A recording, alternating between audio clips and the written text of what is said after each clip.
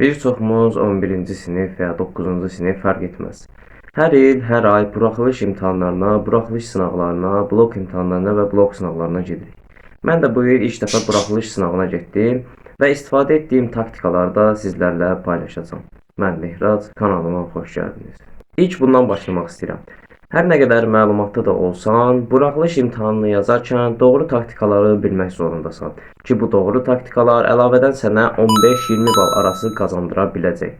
Mən ilk buraxılış imtahanı nəticəsi olaraq 240 balı keçmişdim və bu gün də sizə 240 balı necə keçdiyimlə ibarət bir taktikaları başa salacağam. Bəli. İlk taktikamız nədir? Başlarkən çalışın birinci ingilis dilindən başlayın. Çünki ingilis dili həm asan da olur, həm də ki ingilis dilində dinləmə olur. Əvvəla mən deyərdim ki, kitabçanı açan kimi dinləmənin suallarını oxuyun. Çünki dinləmə gələndə həqiqətən də sualları oxumağa heç vaxt qalmır. İlk öncə dinləmədən başlayın. Dinləmənin suallarını yaxşı-yaxşı oxuyun, dinləmənin sualları ilə tanış olun.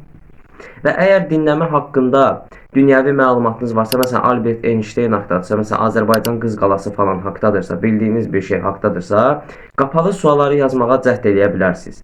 Necə gəldi? İndi qapalı sualları yazdınız tutaq ki, bir kənara qoyduq. Açıq suallarda isə açar sözlər olur. Məsələn, listening deyən zaman orada açar sözlər olur. Həmin sözləri haşiyə, kruqa, çərçivəyə alırsınız. Listingdə həmin yerdə gələndə onu yazırsınız. Listing yazarkən başqa bir taktika olaraq nə tövsiyə edərdim? Çalışın sözləri ingiliscə yox, eşitdiyiniz kimi tələffüzü ilə yazın.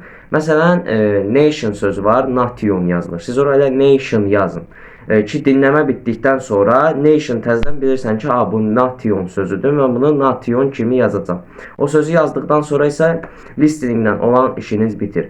Ən önəmlisi budur. Çalışın elə kitabçanı açan kimi listingdən tanış olun. Yəni listening artıq gələndə siz suallarla tanışsınız, suallar haqqında məlumatlısınız. Elə ilk dinləmədən inanın mənə, listeningi elə ilk dinləmədən yaza biləcəksiniz. Gəldik mətn suallarına. Mətnlə qrammatika zaten asandır. Listeningi gözləyənə kimi mətn və qrammatikanı aradan çıxarda bilərsiniz. Bəs gəldik inşa məsələsinə. İnşa məsələsində də bəli bildiyiniz kimi mətn suallarında bir dənə inşa sualı olur. İnşa məsələsində də çalışın ki, bunu dünya görüşü olaraq istifadə edin.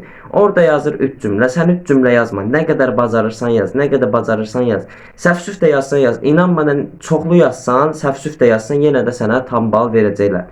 Və iki söz dəyişmə sualına gələcək olsaq, mən deyərdim ki, bacarırsan 3 söz dəyiş, bacarırsan 4 söz dəyiş. Çünki nə qədər söz dəyişə bilsən, məsələn, birini səhv dəyişdin, sənə artıqdan bal da verə bilsinlər. Qrammatika suallarını da zaten bilirsən, içində keçdiyimiz qaydalardan falan olur. Əminəm ki, onlarla başa çıxa biləcəksən. Mən sənə çalışdım ki, listinglə mətndə necə sualları yazmağa kömək eləməyə çalışdım. Bəli, artıq ingilis dilini yazdıq. İngilis dili listing gəldi. Listinglə qurtardıq. Mətnlə də qurtardıq. Keçdik hansı fənnə? Ya Azərbaycan dilində, ya da riyaziyyata. Mən birinci Azərbaycan dilindən deyim. Azərbaycan dili ümumiyyətcə 75 bal və 25 bal verir. 25 bal qrammatika, 75 bal isə açıq tipli suallar verir. Yəni 75 balı yığmaq üçün çalışın nə qədər bacarırıqsa, nə qədər bacarırsansa 11-ci sinif buraxılış imtahanına qədər mətn işlə. Qrammatikan zəif də olsa, nə qədər bacarırsan mətn işlə. Çünki mətn həqiqətən də sənə testin 4-3 bal verir. Təsəvvür qrammatikadan 0 yazsan, mətnin max yazsan belə, deyək ki, bir sual yandırdın, 70 balın var. Həqiqətən də bu bizim üçün, şagirdlər üçün çox möhtəşəm, möcüzəvi bir şeydir. Qrammatikada da diqqət ediləcək nöqtələr nələrdir? Ümumiyyətcə, üslubiyyat qaydasını çox yaxşı bilməlisən. Üslubiyyat haqqında məlumatın olmalıdır. Oxşar cəhətdə zaten bilirsən, funksional üslubdadır, ədəbi dilin normalarına tabidir. Bax, bu cavablar ortaq cəhətə yazılır. İstənilən üslub üçün keçərlidir. Məsələn, elmi ilə publistik, elmi ilə rəsmi olsun. İstənilən üslub üçün bu keçərlidir. Bu iki müddəanı yazsan, inan mənə o sualda da sənə tam bal verəcəklər. Və üslublar haqqında da qısa məlumat olsun. Məsələn, elmi üslub deyəndə aydındır, anlaşılıdır, konkretdir, terminlərdə istifadə olunur. Nə bilim, publisistik deyəndə xalq dilinə yaxındır, qəzet, jurnal dilidir və s. bunları yaza bilərsən. Bunlar artıq səndə avtomatik cavablaşmış şəkildə formalaşmalıdır. Azərbaycan dilində üslubiyyata diqqət yetirir. Müddəa faktda necə deyim? Müddəanı sual, faktı isə cavab kimi düşünə bilərsən. Səbəb və ya nəticə kimi. Məsələn, müddəa verir ki, məsələn, mən bugün məsəl üçün sənin kəndə getdiyin anlar. Məsələn, birinci yazdın ki, məsələn, bu gün sahilə yürüyüşə çıxdım. İkinci, babam və nənəmgillə söhbət etdim. Bu elə bil sənin səbəbi və nəticə verirsən. Yəni müddəanı deyirsən ki, açıqla. Müddəa belə bir şey baş verib, sən mənə bunu açıqlamağa çalışırsan.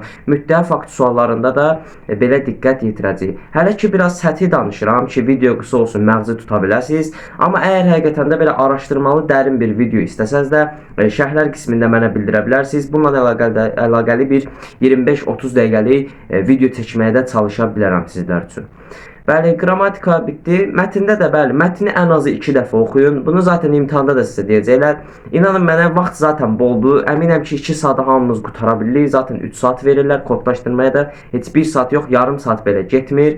Ancaq yavaş olan yoldaşlarımız da var. Əgər sürətli yazan bir tipsənsə, sürətli yazan bir şagirdsənsə, çalış ki mətni 2 dəfə oxuyasan.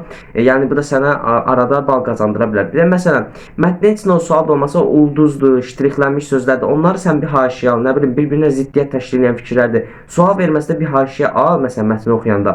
Artıq o sual qabağına çıxanda deyəcəksən ki, mən mətnin içində bunu zaten işarətləmişdim. Bu mənə gəlib köməyim ola bilər.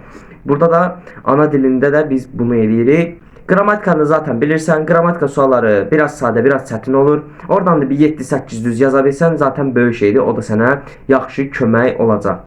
Bəli, Azərbaycanda dediyimiz kimi üslubiyyatı çox yaxşı bilməliyik. Mütləq üslubiyyat sənə kömək eləyəcək. Bir də həqiqi məcazi sözləri fərqləndirmək lazımdır. Həqiqilər bəli, publistik olur, məcazilər isə poetik funksiyada olur. Əksi olaraq sən publistik, poetik də verə bilərsən. Amma elmi üslubda da məsələn bir əks cümlə versən, məsələn poetiki əks olaraq elmi versən, publistik əks olaraq elmi versən, inan mənə ona da sənə bal verəcəklər. Diqqət yetirməlisən.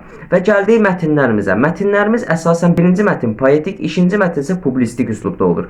Yəni arada ola bilər, nadir hallarda terminoloji üsuldan və rəsmi işgüzar üslublardan da nümunə kimi çərçivədə falan istifadə etsinlər. Amma bunu unutma. Birinci mətn həmişə poetik üslubda olur, ikinci mətn isə həmişə publistik üslubda olur.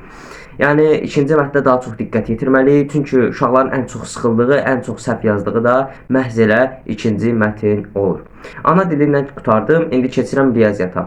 Riyaziyyatdan keçən həqiqətən çox zəif idim. Bu il biraz düzəltməyə çalışdım. Onun da bir üsulu var.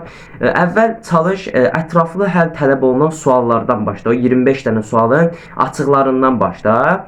Açıqlarını yazdın, yaza bilmədiyin qalsın. Daldan qabağa getməyi tövsiyə edərdim. Çünki qabaqdakılar zaten kifayət qədər asandır. Düşünməyinə vaxt qalmayacaq. Mən deyərdim ki, enerjimizi qabaqdan o çətin suallara sərf eləyək ki, zaten asan sualları hamı yaza bilir. Ona görə çətin sualları tezbazar aradan çıxartmağa üstünlük verməliyik. Məsələn, nə bilim, faiz olar, üçbucaqlar. Genəlləmə olaraq nə deyim, üçbucaqdan çox düşür açıq tipli suallar.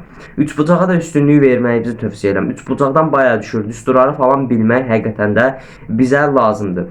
Mən bu taktikalardan istifadə edib, biraz da bilik gücünü birləşdirib 240 balı keçə bildim. Əminəm sən də bu taktikalardan istifadə etsən 200-250 üstü nəticə göstərə biləcəksən. İndi bu sınavda 240 balı keçə bildik. İnşallah qəbul imtahanında hamımız istədiyimiz balı, istədiyimiz nəticəni toplaya bilərik. Hər birinizə buradan uğurlarımı arzulayıram. Növbəti videolarda görüşənə qədər sağ olun, salamat qalın.